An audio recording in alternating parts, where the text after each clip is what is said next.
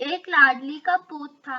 एक दिन घर घर टीके हो रहे थे, तो लड़का अपनी माँ से पूछने लगा कि मेरी बहन कहाँ है। मैं भी टीका करने जाऊंगा।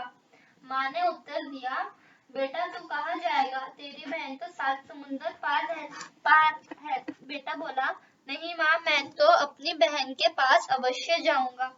ऐसा कहकर वह अपनी बहन के पास चल दिया। रास्ते में उससे सबसे पहले नाहर मिला। नाहर बोला, मैं तुझे खाऊंगा। वह बोला, पहले मुझे अपनी बहन से टीका कर आने दो, बाद में खा लेना। यह कहकर वह चल दिया। रास्ते में फिर उसे सर्प मिला। उसने कहा कि मैं तुझे डसूंगा। उसने उससे भी उत्तर दिया कि मैं पहले अपनी बहन से टीका करवाता हूँ, फिर डस लेना। फिर लड़के को नदी मिली। वह बोला, मैं तुझे डुबाऊंगी। उस लड़के ने उससे भी वही टीके वाली बात कही। इस तरह उसे रास्ते में जो भी मिला उसने उससे यही कहा। इस तरह वह बचते बचाते अपनी बहन के घर पहुंचा। बहन रेटा काट रही थी। ना तागर जुड़े, ना बहन भाई से भेटे। भाई ने सोचा, मैं तो इसके लिए 7 समुंदर पार करके आया हूँ और ये मुझसे मिलने के लिए भी नहीं उठी। यह सोचकर वह लौट कर चल दिया। लेकिन इसी समय बहन उठी और भाई से मिल ली और बोली, मैं तेरी ही राह देख रही थी। बहन ने भाई के तिलक किया। फिर वह अपनी जेठानी के पास गई कि मेरा भाई आया है, मैं क्या करूं। जेठानी बोली, बाबरी तेल में लीपना कर, दूध में पूरी से, घी में चावल रांध। तेल फसरा जाए, लीपना नहीं होए। दूध जलता जाए पर पूड़ी न सिके, तथा घी जलता जाए पर खीर न बने। तब वह पड़ोसन के पास गई और उससे वही बात पूछी कि मेरा प्यारा भाई आया है, क्या करूं। पड़ोसन बोली, गोबर का लीपना कर, घी में पूड़ी सेक तथा दूध में खीर बना। उसने ऐसा ही किया। भाई 2-4 दिन रहा, फिर बोला, बहन अब मैं घर जा रहा हूँ। बहन ने चावल पीसकर उसके लिए लड्डू बनाए और भाई को विदा किया। थोड़ी देर बाद पड़ोसन चक्की पर चावल पीसने आई तो देखा कि चक्की हरी पीली पड़ी हुई है। उसने पूछा, बहन तुमने चक्किया में क्या पीसा है, जो चक्किया हरी पीली पड़ी हुई है। वह पड़ोसन से बोली, बहन मैंने तो भैया के लिए लड्डुओं के वास्ते चावल पीसे थे। पड़ोसन बोली, इसमें तो सांप की माजर रखी है। बहन बोली, मैंने अपने भैया को हाथकर मारा है। रोती हुई सब कार्य छोड़कर वह भागी।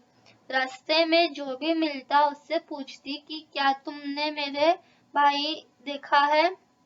एक आदमी बोला, भाई भैया की तो नहीं मालूम, लेकिन आगे वृक्ष के नीचे एक आदमी सो रहा है। वह भागती भागती पेड़ के पास पहुंची। देखा कि उसका भाई वहां लेटा हुआ है। उसने भाई से पूछा, तुमने कुछ खाया तो नहीं। भाई बोला, तुमने जो साथ रखा था वह मैंने ऐसे ही पेड़ पर लटका दिया है। बहन ने खोलकर देखा और फिर उसे जमीन में खोदकर गाड़ दिया। भाई से बोला, मैं भी तेरे साथ चलूंगी। भैया ने काफी मना किया कि रास्ते में भूख प्यास लगेगी, 7 समुंदर दूर जाना है, लेकिन बहन नहीं मानी और साथ चल दी। रास्ते में नदी के लिए सोने के जौ लिए, सांप के लिए दूध लिया और नाहर के लिए सोने का पीढ़ा लिया। फिर दोनों चल दिए। चलते चलते दोनों को सर्प मिला। बोला, मैं तुझे खाऊंगा। बहन बोली, लो पहले दूध पियो, पहले मुझे डसना फिर भैया को डसना। सर्प ने कहा, ना मैं तुझे डसू ना तेरे भाई को। दौज घाट गैल नहीं चलते। आगे चल कर नदी मिली। ले बहन सोने रूपी जौ, पहले मुझे डुबाना फिर मेरे भाई को डुबाना। नदी बोली, ना मैं तुझे डुबाऊं ना तेरे भाई को डुबाऊं। दौज घाट गैल नहीं चलते। सर्प मिला तो उसने भी यही कहा कि दौज घाट गैल नहीं चलते। नहर से भी यही उत्तर मिला। आगे चलकर बहन को प्यास लगी। उसने भाई से कहा। भाई ने कहा, मैंने तुझसे पहले ही मना किया था। अब देखो यहाँ पर कहाँ पानी है, जहाँ मिले वहाँ देख लो। बहन चल दी। बहन ने पूछा, भैया यह सिल किस लिए गाड़ रख रही है? भैया ने कहा, तुझे क्या करना है, पानी पियो और चलो। बहन ने कहा, तुम बता दो। तब भाई ने कहा, एक लाडली का पुत है, उसके छाती पर सरकेगी, अब वह कैसे बचे? यदि उस भैया की बहन हो या बुआ हो और उससे गाली दे तब ही बच सकता है। बहन गाली देती हुई चली आई। भैया ने सोचा बहन को क्या हो गया है। घर आने पर माँ ने पूछा, बेटा तुम यह किससे लिवा लाए? बेटा बोला, माँ लाया तो बहन को ही है। लाया अम्मा, मैं लाया तो अच्छी तरह से था, लेकिन रास्ते में ना जाने क्या हो गया। माँ बोली, मैं अपने पुत्र को जरा भी कुछ नहीं कहती, और एक यह बहन है जो कि दिन रात इसे कोस रही है। सुबह हुई तो भाई की सगाई आ गई। माँ ने सोचा कि यह बावरी तो शगुन की आई है, इसके आते ही मेरे लड़के की सगाई हो गई। वह बहन बोली कि सगाई मैं पहले अपने हाथ पर रखूंगी, बाद में मैं भैया के हाथों पर रखूंगी। फिर ऐसा ही करवाना पड़ा। बाद में भी उसने रुपया, अरबे, लगुन, मथनिया आदि सबसे पहले अपना करवाया, फिर बाद में भैया का करवाया। जब बारात चलने को सजी तो सभी ने सोचा, यह बावरी कैसे जाएगी। सब अपनी अपनी तैयारी करने लगे। सबने अपने सामान की पोटली बांध ली। एक पोटली बावरी की भी बांध दी और कहा कि सब पोटली तो गाड़ी में लाद दो और बावरी की पोटली कोठरी में रख दो। लेकिन संयोगवश बावरी की पोटली तो गाड़ी में रख गई तथा शादी के सामानों की पोटली कोठरी में रह गई। जब बारात लड़की वाले के यहाँ पहुंची तो सबने अपनी अपनी पोटली खोली तो सबसे पहले बावरी की पोटली खुल गई। फिर बावरी बहन बोली कि मैं पीपल के नीचे जनमासा नहीं लूंगी, बल्कि खुले में ही लूंगी। जब खुले में जनमासा हुआ तो पीपल का पेड़ गिर पड़ा। तो सभी बाराती बोले कि बावरी में चले कुछ सत्य तो है, वरना सभी बाराती दब जाते। विवाह के सभी काम पूरे होने को आए, सिर्फ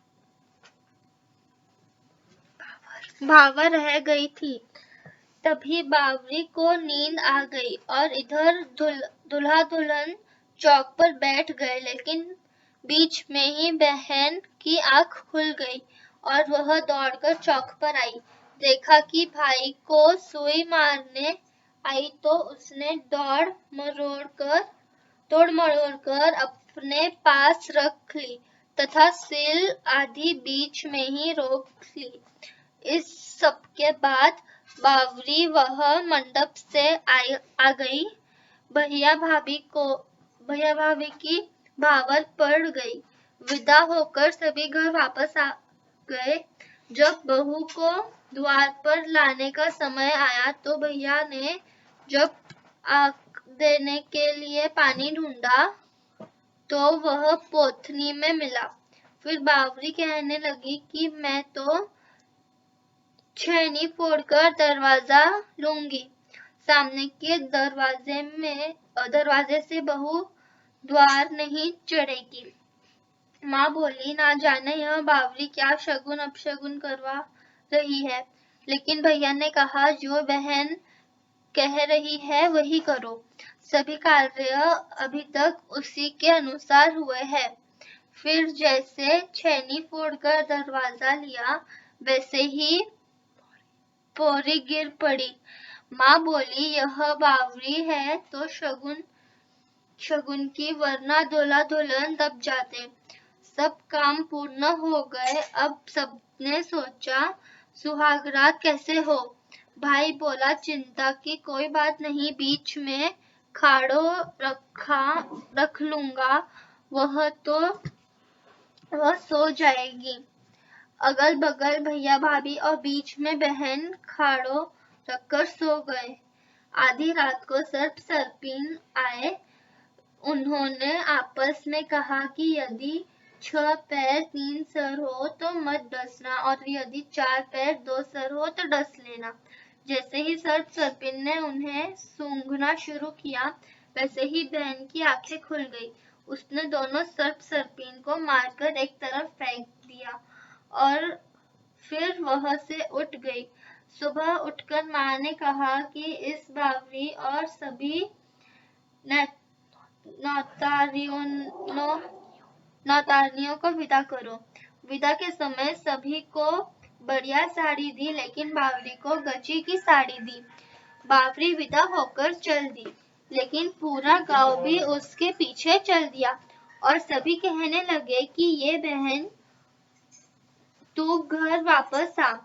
जब वह वापस घर आई तो उसने माँ के सामने सर्प सर्पिनी, सुई आदि रख दिए और कहा कि मैंने अपने भैया को इन कालों से बचाया। इससे तुम्हारा बेटा बचा, मेरा भाई बचा और भाभी का सुहाग बच रहा। मैंने तो सिर्फ अपने भाई की रक्षा की, ना मुझे तुम्हारी साड़ी चाहिए और ना कुछ। माँ ने सच्चाई जानी तो अपने बिटिया को आशीर्वाद दिया। बहन ने भी अपनी भैया भाभी को आशीर्वाद दिया। जैसी उसकी बनी वैसी ही सबकी बने।